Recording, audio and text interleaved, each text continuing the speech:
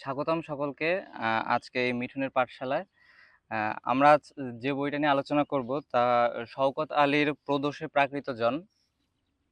এটা শওকত আলীর একটা এক্সপেরিমেন্টাল বই, যেখানে তিনি ভাষা নিয়ে এবং ভাষার কাল এসব নিয়ে এক ধরনের এক্সপেরিমেন্টই করেছেন, যা খুবই একজন অভিনব একটা বিষয়। প্রদোষে প্রাকৃত জনে শওকত আলী আজ থেকে ৮০০ বছর আগের একটা সমাজকে দেখিয়েছে।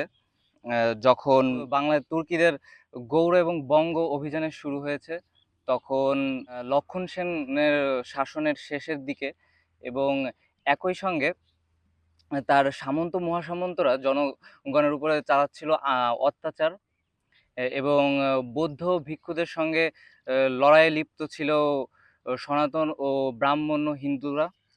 এই সময়ের মাঝেই শওকত আলী তার প্রদোষী প্রাকৃতজনের সূচনা করেছেন। প্রদোষী প্রাকৃতজন শুরু হয় শ্যামাঙ্গ চরিত্র দিয়ে। শ্যামাঙ্গ যে একজন মৃৎশিল্পী, তার শিল্পকে প্রশ্ন করা এবং শিল্প কি, শিল্প কাদের জন্য, সেই থেকেই শুরু। এবং তার এই প্রশ্ন থেকেই তার গুরু বসুদেবের সঙ্গে তার বাকবিতণ্ডা হয়। সে এক পর্যায়ে তার গুরুকে ত্যাগ করে, তার গুরু তাকে পরিত্যাগ করে। সে তার বাড়ি যাবার পথে মায়াবতী লীলাবতীর সঙ্গে তার পরিচয় ঘটে, এবং এক পর্যায়ে যখন সে মায়াবতীর বাড়িতে আশ্রয় নেয়, তখন মায়াবতীর অনুরোধে লীলাবতীর স্বামীকে খুঁজতে গিয়ে সে রাজা হরিসেনের সৈন্যের হাতে সর্বস্ব হারায়। এবং পরবর্তীতে উপন্যাসের সূত্রপাতে আমরা বসন্ত দেবের সঙ্গে আমাদের পরিচয় ঘটে। বসন্ত দেব হলো মায়াবতীর স্বামী, যে একটা খুবই আইরনিক্যাল একটা ক্যারেক্টার। সে নিজে বিবাহিত, কিন্তু সে একজন বিদ্রোহী মানুষ। সে ক্ষমতা, সাবঅর্ডিনেট মানুষের বিষয় নিয়ে সে ভাবে।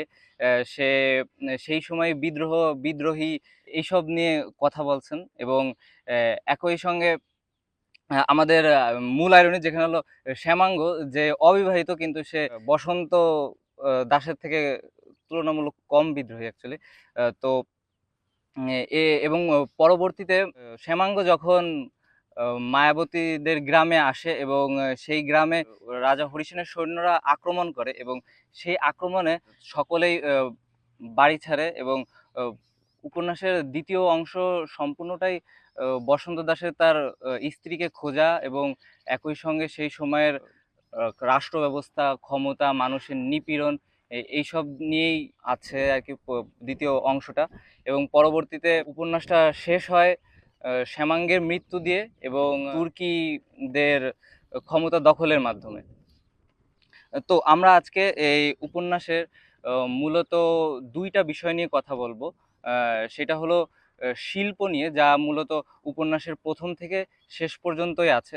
শিল্প কি এবং কাদের জন্য। এবং দ্বিতীয়ত যেটা নিয়ে কথা বলবো সেটা হলো ক্ষমতা নিয়ে।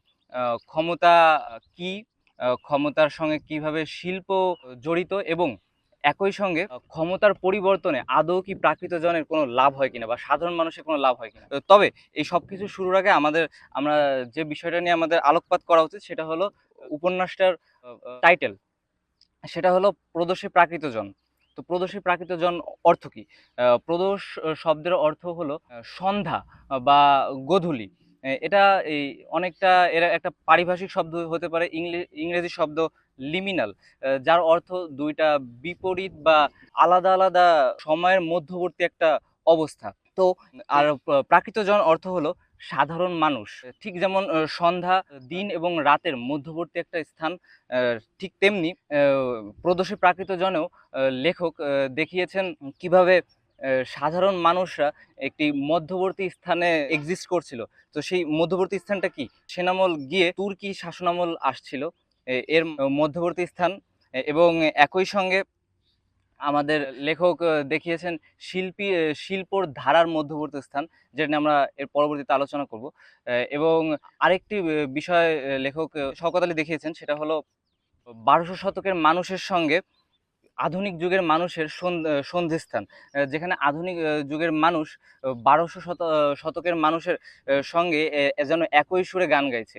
এবং শওকত আলী একটি সহজ প্রশ্ন করছে, সময় পাল্টালেও আদৌ কি প্রাকৃতজনের ভাগ্যের কোনো পরিবর্তন হয়েছে কিনা। তো আমরা প্রথম যেটা নিয়ে আলোচনা করবো সেটা হলো শিল্পের ধারণা। শিল্পের ধারণা সর্বপ্রথমে শুরু হয় শ্যামাঙ্গকে দিয়ে। যে যে তার গুরু বসুদেবের কাছে কাজ করছিল এবং বসুদেব কোনো এক সামন্তের অনুদানে এক মন্দিরে মূর্তি এবং ফলক নির্মাণ করছিল। মন্দিরে মূর্তি এবং ফলক মূলত দেবদেবীদেরই হওয়ার প্রচলন আছে। কিন্তু শ্যামাঙ্গ সে অন্য ধরনের শিল্পে বিশ্বাসী। সে চায় না সবসময় দেবদেবীদের মূর্তি বানাতে, সে চায় সাধারণ মানুষের মূর্তি বানাতে। সে সাধারণের সৌন্দর্যকে আপন করেছিল। তো শ্যামাঙ্গের শিল্প ধারণা অনেকটা সূক্ষ্ম।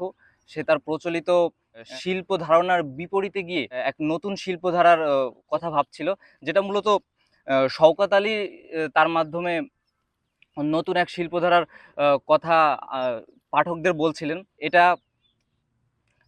এবং প্রশ্ন করছিলেন শিল্প কি আদৌ কখনো স্বাধীন কিনা। এখানে শ্যামাঙ্গের একটা উক্তি তুলে ধরা যায়, শিল্পী কি ক্রীতদাস, রাজানুগ্রহ ব্যতি রেখে কি শিল্পীর অস্তিত্ব নেই। তো আমরা যখন ইতিহাসের দিকে তাকাই তখন মাইকেল অ্যাঞ্জেলো বা লিওনার্দো দা ভিঞ্চি যাদের দিকে তাকাই, তাদের যে নাম করা যেসব সৃষ্টি রয়েছে সব কিছুর পিছেই কম বেশি কোনো ধনী ব্যক্তি বা গোষ্ঠীর পৃষ্ঠপোষকতা রয়েছে। আর যখন কেউ কোনো শিল্পী বা যে কেউ যখন কোনো ধনী বা ক্ষমতাবান শ্রেণীর পৃষ্ঠপোষকতায় কোনো শিল্পর সৃষ্টি করে, শিল্পী তার নিজের সম্পূর্ণটা সেখানে তুলে ধরতে পারে না। আর সেই শিল্পে অবশ্যই সেই ক্ষমতাবান শ্রেণীর মূল্যবোধ, তাদের ভ্যালুস ওইখানে উঠে আসবেই। এক্ষেত্রে আরেকটা উদাহরণ দেওয়া যেতে পারে, সেটা হলো অ্যারিস্টটল। অ্যারিস্টটল সে যখন ট্র্যাজিক হিরোর বৈশিষ্ট্য দিয়েছেন, তখন সে বলেছেন যে একজন ট্র্যাজিক হিরো সবসময় হতে হবে সমাজের ক্ষমতাবান ব্যক্তি, সমাজের রাজা বা ওরকম কর্তৃত্ব স্থানীয় কেউ। তো এর এর মানে কি দাঁড়ায়, যে ক্ষমতাবান ব্যক্তির গল্প ছাড়া আর কোনো গল্পের যোগ্য না। এটা শুধুই যে ইউরোপীয় সাহিত্যে আছে তা না, এটা আমাদের উপমহাদেশের সাহিত্যের দিকে তাকালেও আমরা একই জিনিস দেখব যে আমাদের উপমহাদেশ এমনকি অন্যান্য কম বেশি সব মহাদেশেরই প্রাচীন যদি আমরা মহাকাব্যগুলো দেখি, তাহলে আমরা দেখতে পারবো যে সেখানে মহান ব্যক্তি বর্গ বা দেবদেবী তাদের গল্প দিয়েই মহাকাব্যগুলো ভরা। তো এর পরবর্তীতে যখন ১৪০০ শতকে ইউরোপে রেনেসাঁ আসে, তখন কিছুটা শিল্পের পরিবর্তন ঘটেছে, কিন্তু মোটা দাগে তখনও সাধারণ মানুষজন বা প্রাকৃতজন তখনও ফ্রেমের বাইরেই। এর পরবর্তীতে চার্লস ডিকেন্স বা লেখকরা যখন আসছেন তাদের গল্পে আমরা প্রাকৃতজনদের আমরা মূল চরিত্র হিসেবে পেয়েছি। এবং এটা আধুনিক যুগে বা মডার্ন লিটারেচারের এটা একটা ভালো দিক। আমরা যদি ডেথ অফ এ সেলসম্যানের দিকে তাকাই, সেখানে অ্যারিস্টটলের ভিত্তিতে যে ট্র্যাজিক হিরো যে তার তুলনায় উইলি লোমান সে একজন সামাজিক মর্যাদার ভিত্তিতে একজন খুবই নগণ্য ব্যক্তি, যার হয়তোবা তেমন কোনো মূল্য নেই সমাজের চোখে, কিন্তু তার মৃত্যুতেও গল্পের শেষে আমরা ক্যাথারসিস অনুভব করতে পারি। শওকত আলী তার প্রদর্শী প্রাকৃতজনের মাধ্যমে দেখাতে চেয়েছেন যে ইতিহাস রচনা এবং ইতিহাস রচনা যেভাবে হয়, তার বিপক্ষে একটা কাউন্টার ন্যারেটিভ তৈরি করার চেষ্টা করেছেন। যে আমরা ইতিহাসে যেটা দেখি যে রাজা রানী, রাজা রানী, সামন্ত মহাসামন্ত, তাদের নামেই ইতিহাস ভরা, কিন্তু সে সময়ে তো সাধারণ মানুষজনও ছিল। তো তারা কোথায়? তো তখন সেই চিন্তাভাবনা থেকেই শওকত আলী লিখেছেন প্রদর্শী প্রাকৃতজন, যেখানে তিনি দেখিয়েছেন সাধারণ মানুষদের দিক থেকে গল্পটা। এবং এটাই শিল্পের বিশেষত্ব। এবং ক্ষমতাবানের বিপক্ষে যে ডিক্রাউনিং করা যায়, তিনি সেই ডিক্রাউনিং করেই তিনি সাধারণ মানুষকে দেখিয়েছেন, সাধারণ মানুষের গল্প দেখিয়েছেন। শুধু তিনি যে সাধারণ মানুষের গল্প দেখিয়েছেন তা না, তিনি একই সঙ্গে সেই সময়ের ইতিহাসকেও তুলে ধরেছেন।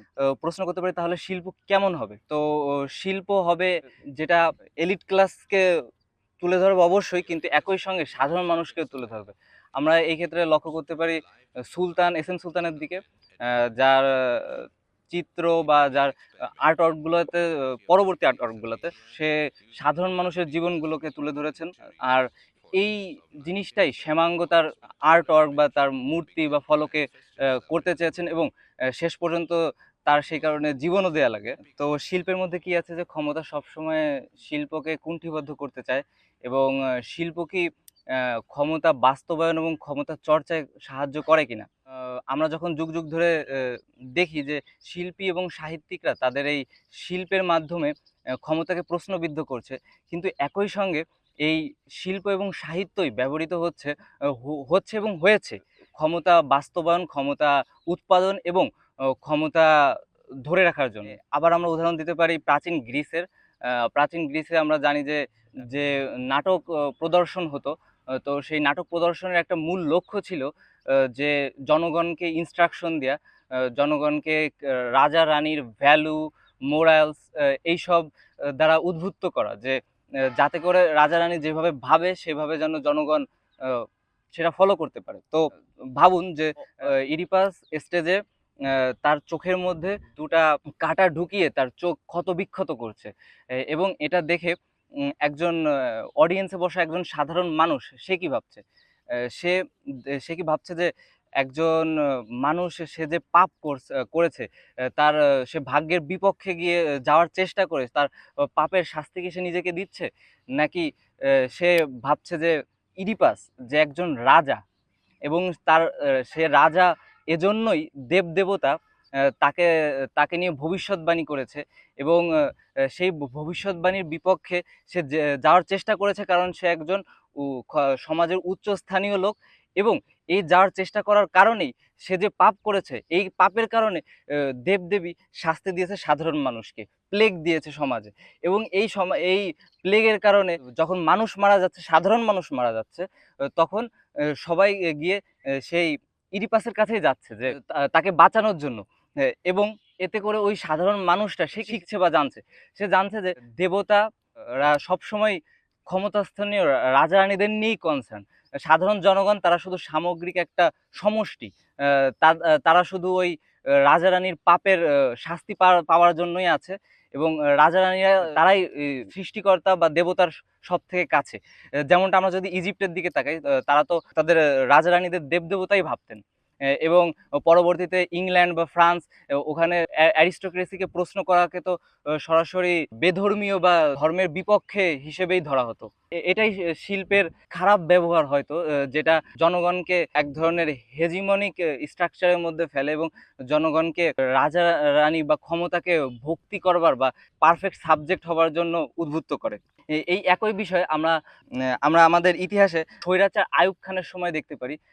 তিনি যখন মৌলিক গণতন্ত্র প্রতিষ্ঠা করেন, তিনি যখন রবীন্দ্রসঙ্গীত নিষিদ্ধ করেন, সাহিত্য সংঘের নামে তিনি যখন মুনীর চৌধুরীকে দিয়ে ইসলামী ভাবাদর্শ ঐতিহ্য ফিরিয়ে আনার অভিপ্রায়ে পানিপথের যুদ্ধে ৩য় যুদ্ধের ঘটনা নিয়ে রক্তাক্ত প্রান্তর নাটক লিখিয়ে নেন।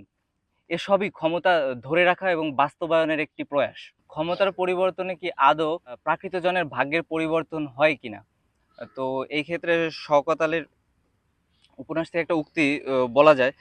তো কাহিনীর এই পর্যায়ে শ্যামাঙ্গ যখন লীলাবতী ও মায়াবতীদের গ্রামে এবং রাজা হরিসেনের সৈন্যরা সেই গ্রামে হামলা করে এবং সাধারণ মানুষজনের বাড়িতে, বাড়িতে আগুন দেয়া শুরু করে এবং সাধারণ মানুষকে হত্যা করা শুরু করে, তখন তুর্কি সৈন্যরা সেই গ্রামে আ চলে আসে এবং রাজা হরিসেনের সৈন্যদের সঙ্গে লড়াই করে এবং তারাও সেই সাধারণ মানুষজনের বাড়িতেই আগুন দেয়া শুরু করে এবং সাধারণ মানুষকে হত্যা করা শুরু করে।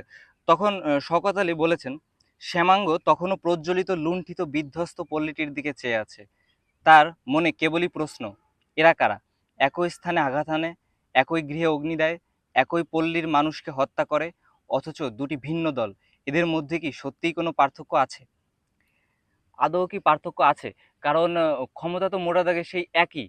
ক্ষমতা সবসময় ক্ষমতাহীনের ওপরেই চর্চা করা যায় এবং ক্ষমতাহীনকে অত্যাচার এবং লুণ্ঠিত করেই ক্ষমতা নিজেকে বাস্তবায়ন করে। এবং যখন ক্ষমতার পরিবর্তন হয় এবং এই ক্ষমতার পরিবর্তন যে বিপর্যয় আনে, তাতে কি আদৌ প্রাকৃতজনের বা সাবঅল্টার্ন এদের কি আদৌ কোনো লাভ হয় কিনা? তো গল্পে যখন মুসলিম শাসন বা তুর্কিরা ক্ষমতা প্রায় নিয়েই নিয়েছে এই পর্যায়ে, আ গল্পের এক চরিত্র ভয়ে আছে যে যদি মুসলিমরা ক্ষমতা নিয়ে নেয় তাহলে কি তাদের ধর্ম, তাদের মূল্যবোধ, তাদের সংস্কৃতি কি সবই নষ্ট হয়ে যাবে কিনা? তখন এক চরিত্র বলে, আমার বিশ্বাস জবনদের আগমনে ধর্ম বলো, জাতি বলো, সমাজ বলো, কোনো কিছুই ক্ষতিগ্রস্ত হবে না। তারা যদি এদেশ জয় করে নেয় তাহলে নিশ্চয়ই তাদের এদেশ শাসন করতে হবে। সামন্ত বলো, মন্ত্রী বলো, সেনাপতি বলো, এমনকি গ্রামপতি, বিথিপতি বলো, এদের সহযোগিতা ব্যতি রেখে কি রাষ্ট্র পরিচালনা সম্ভব? সুতরাং অহেতু তোমার দুশ্চিন্তা। জবনরা যদি আসে তখনও দেখবে তাদের উচ্চ শ্রেণীর লোকেরা সদ্ভাব করছে আমাদের উচ্চ শ্রেণীর লোকদের সঙ্গে। নীচ যে সর্ব অবস্থায় নিচই থাকবে। তো ক্ষমতা যখন পরিবর্তন হবে তখন তখনও যে নিচে সে নিচেই থাকবে। ও উপরতলায় কয়েকটা গুটি এদিক ওদিক হবে, কিন্তু নিচে যে ক্ষমতাহীন তাদের অবস্থা সেই একই থাকবে। তো শেষ করবার আগে আমি আরেকটা উদাহরণ দিব, সেটা হলো গ্রেভ অফ দ্য ফায়ারফ্লাইসের। এই মুভিতে যখন যুদ্ধ শেষ হয়ে গেছে তখন মানুষ ফেরত আসতেছে তাদের বাড়িতে, এবং এক পর্যায়ে তাদের গাড়ি থেকে মাল জিনিস নামানো হচ্ছে এবং তাদের দেখে মনে হচ্ছে যে তারা যেন কোথায় বেড়াতে গিয়েছিল এবং সেখান থেকে ফিরে এসেছে। সেই পরিবারটা দেখেই মনে হচ্ছে যে অনেক ধনী পরিবার, এবং তাদের দূর থেকে দেখছে আমাদের কাহিনীর প্রোটাগনিস্ট, যে এই যুদ্ধে তার মা, বাবা, এমনকি তার বোনকেও হারাবে এবং শেষ পর্যন্ত সে নিজেও মারা যাবে। তো হ্যাঁ, যখন ক্ষমতার পরিবর্তন হয় বা এই ধরনের বিপর্যয় আসে তখন ক্ষমতাবান, ক্ষমতাহীন সবাই এফেক্টেড হয়। কিন্তু ক্ষমতাবান যখন এফেক্টেড হয় সে জায়গা পরিবর্তন করে। সে হয়তোবা ঘুরতে যায়। কারণ তার সেটা অ্যাফোর্ড করার ক্ষমতা আছে। সে ঘুরতে যায়, তার এই ছোট্ট একটা ইনকনভিনিয়েন্স হয়। আর সে এরপর আবার ফেরত আসে, তার আগের জীবন আবার যেমন তেমনই শুরু হয়। কারণ ক্ষমতার পরিবর্তন হলেও যে কাঠামো সেটার পরিবর্তন হয় না। কিন্তু যার ক্ষতি হয়, যার অপূরণীয় ক্ষতি হয়, সেটা হলো ক্ষমতাহীন। তার জীবন হারাতে হয়, তার কাছের মানুষজন হারাতে হয়, এবং এটাই ক্ষমতার বাস্তবতা। ধন্যবাদ। এই পর্যন্তই।